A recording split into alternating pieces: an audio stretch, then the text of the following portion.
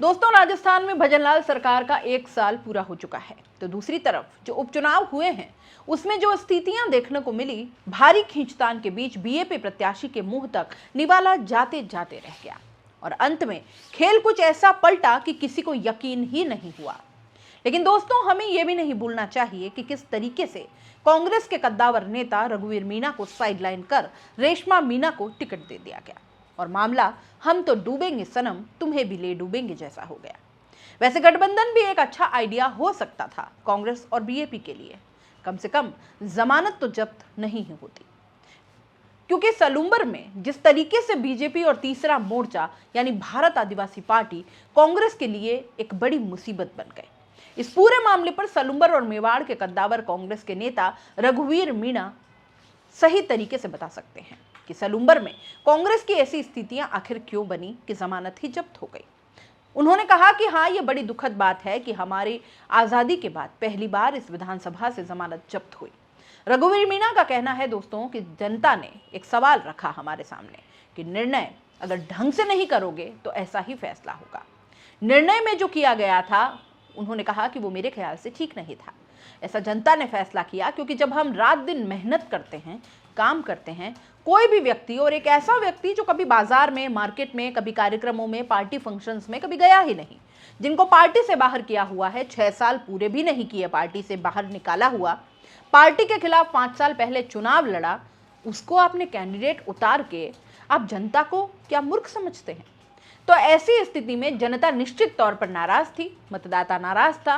उन्होंने ये फैसला करके दिखा दिया कि निर्णय ढंग से करो, नहीं तो हम ऐसा फैसला देंगे। अगर ये कोई महसूस करता है मेरी नाराजगी की वजह से जमानत जब्त हो सकती है, मतलब रघुवीर मीणा की नाराजगी की वजह से अगर जमानत जब्त हो सकती है, तो फिर जनता को ये भी देखना चाहिए, आलाकमान को ये भी देखना चाहिए कि अगर रघुवीर मीणा खुश होते तो जमानत शायद बच भी जाती और अच्छा फैसला करते। अगर ऐसा महसूस ताकतवर समझते हैं तो उन्होंने कहा कि टिकट मुझे पूछ के तय किया जाना चाहिए था, राय तो लेनी ही चाहिए थी। बिना राय लिए ही आप सीधे ही फैसला करके तानाशाही तरीके से कोई अगर थोपना चाहते हैं तो जनता थोड़ी स्वीकार करेगी।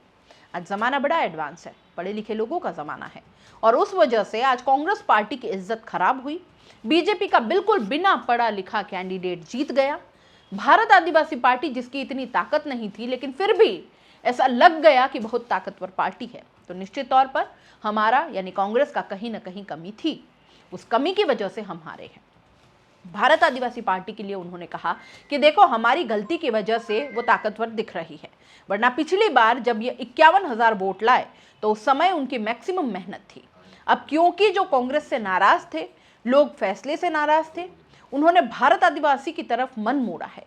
रघुवीर मीणा ने कहा कि मैं ऐसा मानता हूं कि जो लोग खुश नहीं थे उन्होंने या तो वोट नहीं दिया होगा, या फिर डाला भी होगा तो नोटा में डाला होगा, या फिर बीएपी को दे दिया होगा। ट्राइबल में वैसे बीजेपी के प्रति कोई खुश हो ऐसा नहीं है। ट्राइबल बीजेपी को पसंद भी नहीं करते, परंतु मजबूरन उन्होंने भारत आदिवासी पार्टी को वोट दिया। उसकी वजह से भारत आदिवासी पार्टी को इतने वोट आए और ऐसा लगा कि भाई बहुत ताकतवर पार्टी है। अब जिलाध्यक्ष ने हार का ठीकरा रघुवीर मीणा पर फोड़ा तो उन्होंने कहा कि जिला अध्यक्ष खुद के पांव में देखें। जिला अध्यक्ष की मनमानी की वजह से ही ये उल्टे परिणाम आए हैं, उल्टे फैसले हुए हैं और उनकी वजह से कार्यकर्ता नाराज हुए। उन्होंने जिस तरीके से अहम पाल लिया था कि भाई हम बहुत कुछ कर सकते हैं, उनको सबक सिखाया है जनता ने। बाप पार्टी ने मशीनों में गड़बड़ी के आरोप लगाए, उस पर भी उन्होंने कहा कि देखो, ऐसा है, सबके सामने होता है, वहां इतना बड़ा कुछ हो नहीं सकता कि ईवीएम के जरिए इतना बड़ा परिवर्तन हो जाए, ऐसा मुझे तो नहीं लगता है।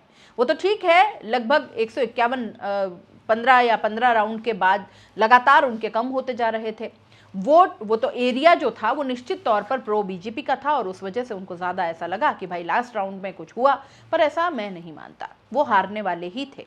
कांग्रेस की जमानत जब्त हो, कांग्रेस की जिम्मेदारी है ये, कांग्रेस के खुद के निर्णय की थी, उनके निर्णय की, उनके मैनेजमेंट की थी। मैनेजमेंट में ऐसी स्थिति थी कि मेरे गांव में मीटिंग, मेरे खुद के गांव में सीडब्ल्यूसी मेंबर रहा हुआ, एमपी रहा हुआ, 4 बार एमएलए वहां से जीता हुआ आदमी को आप उसके खुद के गांव में मीटिंग कर रहे हो और आप पूछ नहीं रहे हो। मतलब एक उदाहरण दे रहे हैं।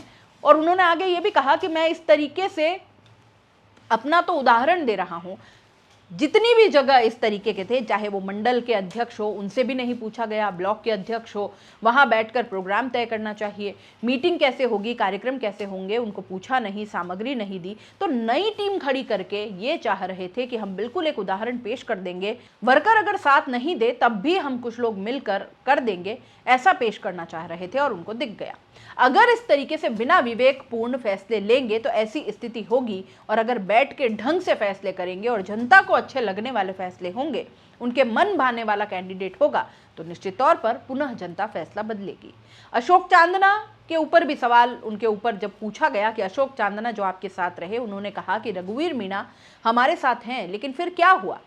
तो कहा कि उस समय मैं पार्टी के बैनर तले जितना काम कर सकता था किया, परंतु कई लोग ऐसे थे जो मेरे कहने पर भी वोट नहीं देना चाहते थे, क्योंकि उनका ये था कि भाई रात दिन आप रात दिन मेहनत करते हो, आपको छोड़ के आपके बिना पूछे, आपके बिना राय के टिकट तय किया गया है, और ऐसे व्यक्ति को दिया है जो 5 साल से 6 साल से कभी क्षेत्र में ही नहीं दिखा, कभी किसी सुख दुख में नहीं।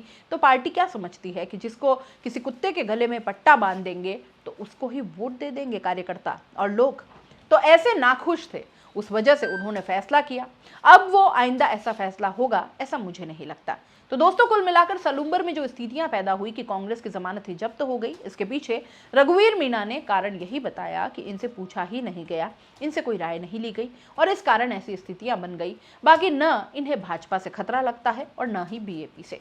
साथ ही ये भी कह दिया कि कांग्रेस आलाकमान के इस फैसले, या यूं कहें कि टिकट वितरण की चूक की वजह से भाजपा की बिना पढ़ी लिखी कैंडिडेट जीत गई।